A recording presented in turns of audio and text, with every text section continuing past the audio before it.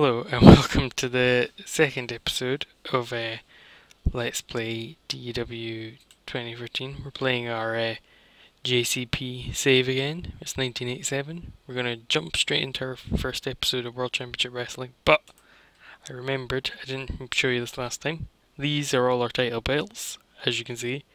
We have a lot, probably too many, but we'll run them down. We've got our mid-card title, we've got the Florida Heavyweight, which is held by Ed Gartner, who's a mid-carder, I think.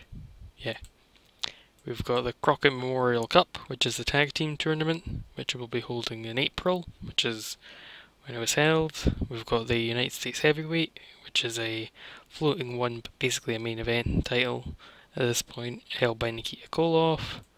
We've got the United States Tag Team, which is held by Ron Garvin and Barry Windham, because why not? I don't know why.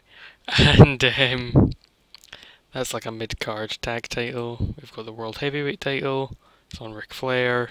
Obviously, main event title. Very prestigious. We've got the Junior Heavyweight title, apparently, on Denny Brown, whoever that is. It's a 40, by the way, for those of you eagle-eyed viewers. This is not Steven Regal. That's the terrible American wrestler called Steve Regal. Because I was really excited and I'm very disappointed. Our six-man tag titles, I know there's six-man tag titles, is Dusty Rhodes and the Road Warriors. Our world tag titles are the Awesome Twosome, aka Manny Fernandez and Rick Rude. And the TV titles, Tully Blanchard. I always like Tully Blanchard as the TV title. He looks good with it. Anyway, let's run our show. So in our opening match we have a title defense.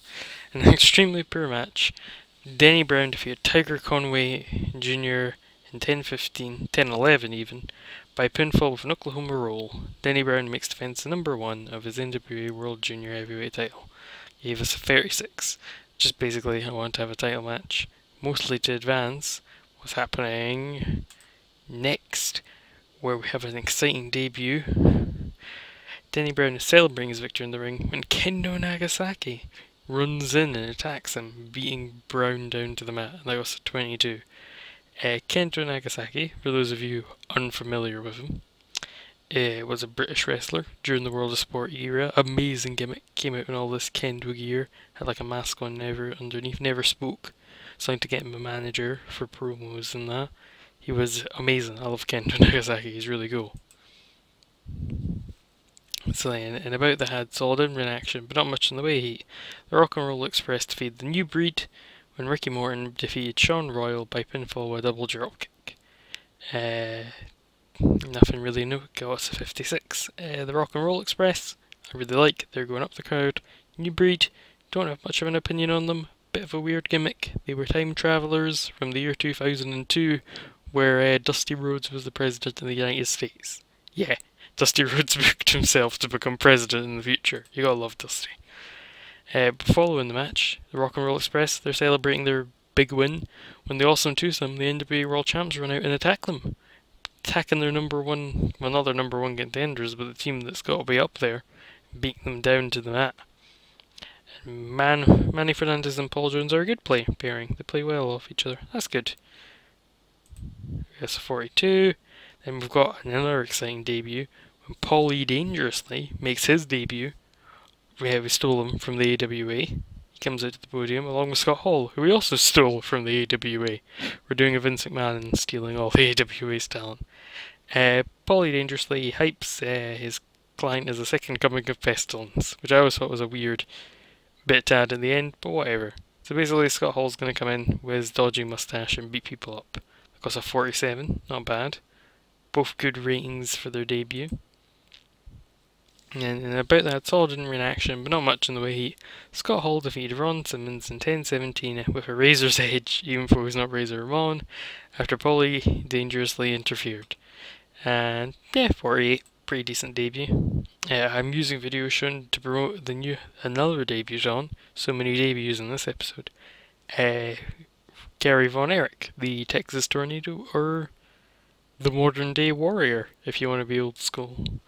And that got a 56, so Gary Von Erich, very popular. And in his actual match had some good action and average heat. Kerry Von Erich defeated Kevin Sullivan in 16:10 by pinfall. He debuted his fan favourite gimmick and it got an 88 rating. That's good. Basically, I wanted to bring in Kerry Von Erich because I thought the Von Erichs were quite good wrestlers, quite a good big stars of this era. And also, I just wanted to have Kevin Sullivan lose. Because I think these guys actually did feud in Texas back in the day. I don't know, someone will probably comment and tell me that, or not. Ric Flair comes out to like the little... It's kind of weird, the JCP stage is like the entrance, also has like an interview area over to the side.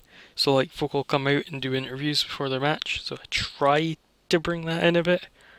Or like just, so folk actually are coming out to like this little stage area to have their interviews. They're not like pre-taped backstage usually. So Flair comes out and he's hyping up his singles match with Jimmy Garvin. He's all like, I'm Ric Flair, I'm crazy, I'm gonna steal your wife, Jimmy Garvin, because I'm a bit of a jerk. You do better for James J. Dillon, and he came across well. He got 66. Then in the following match after it, Barry Windham, one half of the US Tag Team Champions, faces Big Bubba Rogers, aka the Big Boss Man to most people. He was Jim Cornette's bodyguard, basically at this point. So he's sort of aligned with Midnight Express and that sort of group. The Big Bubba Rogers was visibly tiring towards the end. Jim Cornette did some good work at Winside.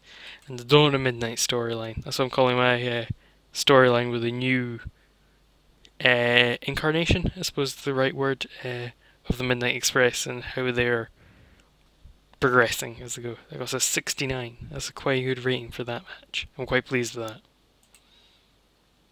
And overall, that show got us 65, and our popularity is up in 9 regions. So I think that's 1 point below last episode. But last episode we did have like more main eventer focused matches, I think. So I think I'm quite pleased with that. So anyway, that'll be the end of this episode. As you can look at this loading screen. I hope you enjoyed this episode, and I'll see you in the next one.